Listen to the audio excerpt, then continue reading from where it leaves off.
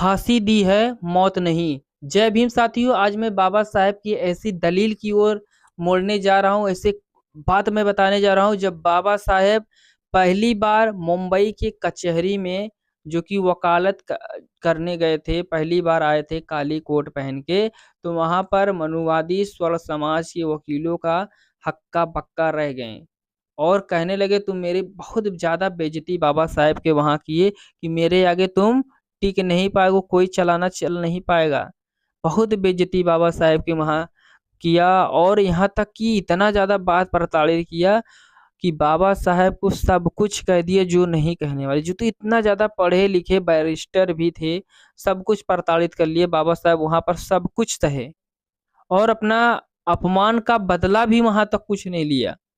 लेकिन बात वही है जो अथवा क्या बोलते हैं कि आप लोग अगर जब तक जो कि अपने प्रताड़ित को सहेंगे सही तरीके से, अगर उसका बदला तुरंत ले लेंगे तो कोई मतलब नहीं निकलेगा। लेकिन बाबा साहब ने सही से वहीं पर सहा लिया और उसके बाद कुछ नहीं किया।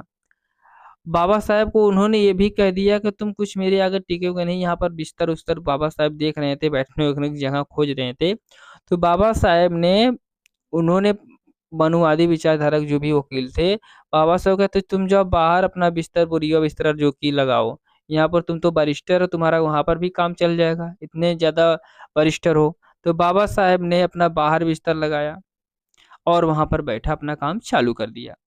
दोस्तों, एक मुंबई के जो कि महाराष्ट्र का ही एक बहुत बड़ा मुंबई के सेठ थे, जो कि उनके बेटे को जज साहब ने जो कि फांसी की सजा सुना दी थी। और वहाँ का नामी ग्रामी जो वकील थे, बहुत नामी अपने आप के वकील थे मुंबई में हाई कोर्ट में। तो वहाँ पर उनसे सभी लोगों से रोते बिलखते जैसे भी कह के उनसे कहा कि मेरे बेटे को बचा लो, उनके फांसी हो गई। जो कि हर एक विरुद्ध उनके खिलाफ था, उसके बेटे के खिलाफ था सबूत। और सब लोग हाथ उठा दिए, उनको बचाने की कोशिश ही नहीं की। कैसे तो जब विरुद्ध सारे सबूत है तो कैसे मैं बचाऊंगा, कोई नहीं हाथ लगाया। उसके बाद कुछ समय के बाद वही जो कि सेठ जी रोते रोते जा रहे थे, दलित जो कि बहुत ज्यादा जो प्रताड़ित किए थे मनुवादी विचार जो वकील थे स्वर्ण समाज के, बाबा साहेब के बारे में प्रताड़ित ही करने के लिए कहा कि तुम्हें एक ही लोग बचा पाएगा। वो बेइज्जत करने के लिए बस बचाया था। तुम्हें एक ही बचा पाएगा व्यक्ति जो कि वह बाहर जो अपना बोरिया बिस्तरा लगा के बैठे हैं, वही बचा पाए, भीमराव ही बचा पाएंगे आपके बेटे को। भीमराव अम्बेडकर बाबा साहेब ही बचा पाएंगे वहां पर जो बैठे हैं। तो ऐसे बोले मनुवादी सिर्फ मजा लेने के लिए, जिसे हम लोग बोलते हैं मजा लेने के लिए बचा पाएंगे। तो रोते बिलखते बाबा साहब के चरणों में, जो कि इसमें कोई भी होता है ऐसी बात है, तुरंत जाके चरणों में गिर गया। तो बाबा साहब ने को अपना फाइल दिया, फाइल लेते लिए के ही गए थे, अपना फाइल दिया। बाबा साहब हर एक चीज के डिटेल को सारी तरीके से बारीकी से पढ़ा और पढ़ा। उसके बाद उन्होंने कुछ बोला नहीं, कहा ठीक है मैं लड़ूंगा आपका केस, मैं बचा लूंगा। और यहाँ तक कि सब कुछ कहा कि मैं लड़ूंगा आपकी केस और मैं सारे चीज को उसमें आश्वासन दिया, मैं बचाऊंगा पूरी तरीके से अपना जो भी होगा। ठीक है। उसके बाद वहां पर चालू हुआ कचहरी, वकालत चालू हुआ, अदालत में आए बाबा साहब आए और जो मनुवादी विचारधारा का मजा लेने के लिए कह रहे हैं अब तो लंबी चौड़ी अंबेडकर बहस करेंगे, बहुत लंबी चौड़ी बहस चलेगी। तो दोस्तों, जज साहब बैठते हैं और जो कि सब लोग पक्ष के वकील आ गए, विपक्ष के पक्ष के वकील आ गए। तो जज साहब पूछते हैं कि कोई दलील देना चाहता, विपक्ष के वकील कोई दलील देना चाहता है, कोई बचाव पक्ष कोई दलील देना चाहता है। तो अंबेडकर साहब बोलते हैं नहीं मैं कुछ नहीं दलील दूंगा, आप अपना फैसला सुनाइए। एकदम सीधे सीधे जवाब दे दिया बाबा साहब ने।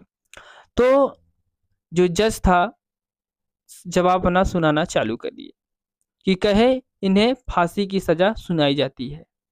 तो पुलिस जो वाले थे, अंग्रेज की पुलिस थे उस समय, तो अंग्रेज की पुलिस उन्हें ले जाए, जो सेठ के बेटे थे, बेटे को ले जाने लगे पुलिस वाले ले जाने लगे। तुरंत बाबा साहेब रोक दिए, कहे आपने सिर्फ क्या किया है, आपने कहा है कि इसे फांसी की सजा सुनाई जाती है, ये नहीं आप कहें कि मौत की सजा सुनाई जाती है। यही तुरंत पॉइंट को बाबा साहब ने दलील दिया कि आपने कहा फांसी की सजा सुनाई जाती है, मौत की सजा नहीं। आप फांसी की सजा लटकाइए और मौत नहीं होनी चाहिए इनकी। फांसी की सजा सुना तो रहे हैं, लेकिन अगर एक भी मौत होनी चाहिए, मरेंगे नहीं, मरेंगे नहीं, मौत की सजा नहीं सुनाई, आप फांसी की सजा, आप फांसी पे लटकाइए और उनको वैसे ही लेके मरना नहीं चाहिए। यही दलील बाबा साहेब, आपने फांसी की सजा सुनाई, कोई मौत नहीं, जब तक मरे ना तब तक फांसी पर लटकाया जाए, ऐसे कोई बात नहीं की है। इसलिए बाबा साहेब को एकदम सब हक्का भक्का हो गए, जो मनुवादी विचारधारा के वकील थे, स्वर्ण समाज के वकील थे, एकदम हक्का भक्का हो गए, ये क्या कर दिया अम्बेडकर ने। तो वहां पर जैसे ही बोला सब लोग खड़े होंगे थी, सारा शोर मच गया, पूरे कचहरी में पूरा शोर मच गया, अम्बेडकर ने ये क्या कह दिया। जज साहब भी एकदम हैरान हो गए, अरे ये सब क्या हो गया, कैसे हो गया। तो उसी दिन से जज साहब ने अपने फैसलों को इस प्रकार से कहा कि अब भी जो भी कोई जीरा बहाजीरा होगा, फैसला जज साहब सुनाएंगे। आज से लिखा जाएगा कि जो भी किसी आरोपी को सजा होगी, फांसी की सजा, उसे सजाए मौत की सजा सुनाई जाएगी, ये नहीं कि फांसी की सजा। फांसी की सजा वही अंबेडकर वाला दलील उठा के दे देंगे, फांसी की सजा सुनाए, मौत की नहीं। तो यही अब तक, अब जो भी फैसला होता है, अगर किसी को मौत की फांसी की सजा सुनाई जाती है, तो वहां पर फांसी नहीं, सीधे मौत की सजा सुनाई जाती है। ठीक है, मौत की सजा सुनाई जाती है, कोई फांसी की सजा नहीं। दोस्तों दोस्तों ध्यान दीजिएगा, बाबा साहब ने कलम की ताकत से सब कुछ बदला है, कोई लाठी बंदूक तलवार से नहीं। इसलिए बाबा साहब ने सीधे कहा है, शिक्षा व शेरनी का दूध है, जो पिएगा वो वही दहाड़ेगा। तो बाबा साहब ने अपने शिक्षा के बल पे ही सब कुछ करके दिखाया। बाबा साहब ने संविधान रच दिया और मनुस्मृति को जला दिया, और यहाँ तक कि जो पानी पीने का अधिकार नहीं था, 14 तालाब से बाबा साहब पानी पी के सबको अपना अधिकार दिलाए। तो उससे बहुत सारे कार्य किए हैं बाबा साहब। और ऐसे और जानना चाहते हैं, हमारे चैनल अंबेडकर क्रांति इन इंडिया चैनल को सब्सक्राइब करिए, और चैनल को सब्सक्राइब करके ज़्यादा लोगों के पास शेयर करें। तो दोस्तों तब से लेता हूँ आपसे अलविदा। जय हिंद, वंदे मातरम।